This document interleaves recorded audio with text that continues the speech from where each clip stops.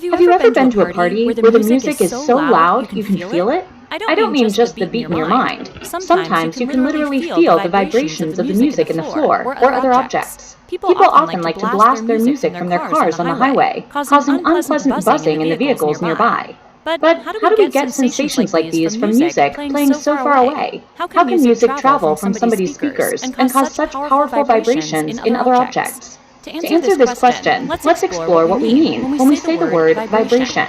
What are vibrations? Where do we find them? In a guitar string? On a trampoline? What about a cymbal in a drum set? The ground in an earthquake? These are all examples of things that experience vibrations. In each case, there's an object beginning at a resting position, such as the cymbal on its stand or the string on the guitar. The motion made by the object is in a back-and-forth nature over the resting position. Vibrations are oscillating motions around a fixed position. When an object vibrates, it exhibits a motion that repeats itself over the same path in a periodic fashion. That is, the time it takes to complete one cycle of the vibration is always the same. Take a look at this system here.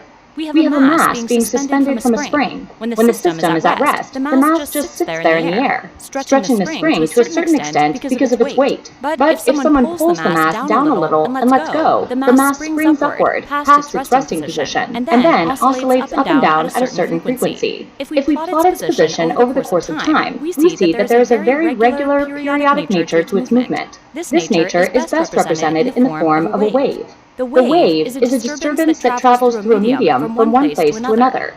Waves are formed by the vibration of the object or substance that carries the wave. You can make your own waves in a jump rope by creating a vibration at one end. Begin with the jump rope in its resting position, then move one end quickly up and down. You'll create a wave that travels through the rope from one end to the other. If you do it right, the wave might even bounce off the other end and travel back to your hand.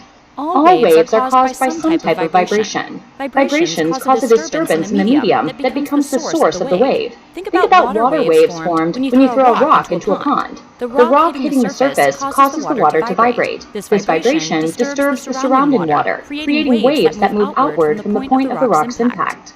If we look more closely at a typical wave, we can see the periodic nature in the shape of the wave itself. Let's plot the wave as a function of time. We'll put seconds along the horizontal axis, and the vertical axis will measure the wave's vertical displacement. Just so we can talk about the wave more clearly, we'll label it with letters at different points. The letters A and E show the low points of the wave, which we call troughs. The letters C and G show the crests of the wave. A full wavelength is defined as that portion of the wave between two successive crests, or between two troughs. By looking at how the crests and troughs line up with our horizontal axis, we can see that a full wavelength always takes the same amount of time. That's why we say that waves have a periodic nature. But what about how high and low the wave oscillates? Can we learn anything from the height of a wave's crest or the depth of its trough? The distance between the midline of a wave and its crest or trough is called the amplitude. If this was a wave traveling through water, the amplitude would measure the maximum displacement of the particles from their resting point. We may not always see a wave's amplitude, especially if it's a sound wave or a light wave, but amplitude tells us something very important.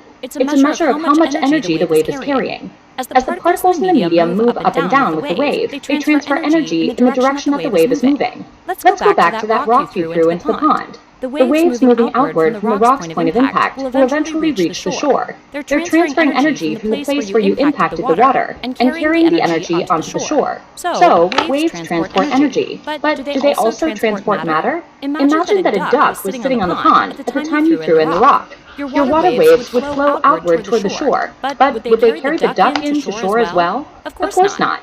Ducks bob up and down on the surface of waves. The same thing happens with the molecules of water in the waves. The water itself just bobs up and down, transferring energy between particles as the wave moves along. Waves don't actually transport any matter, even though they do transport energy. The waves on your jump rope transport energy, but the particles in the jump rope itself stay put.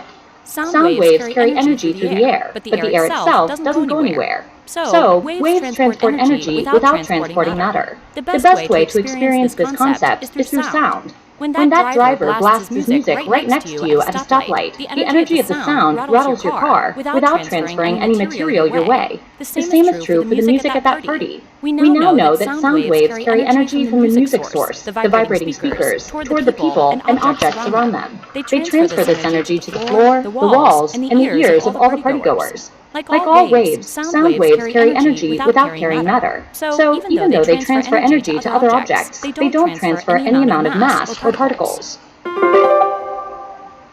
Vibrations in objects and substances are oscillating motions that occur repeatedly over a fixed position. Vibrations are the origins of waves. When vibrations disturb a medium, the disturbance travels through the medium from one location to another in the form of a wave. Waves travel by crests and troughs in a periodic fashion. The portion of the wave between two crests or troughs is called a wavelength. A wave's amplitude indicates how much energy is being transferred by the wave. While waves do transport energy from one place to another, keep in mind that they do so without transporting matter.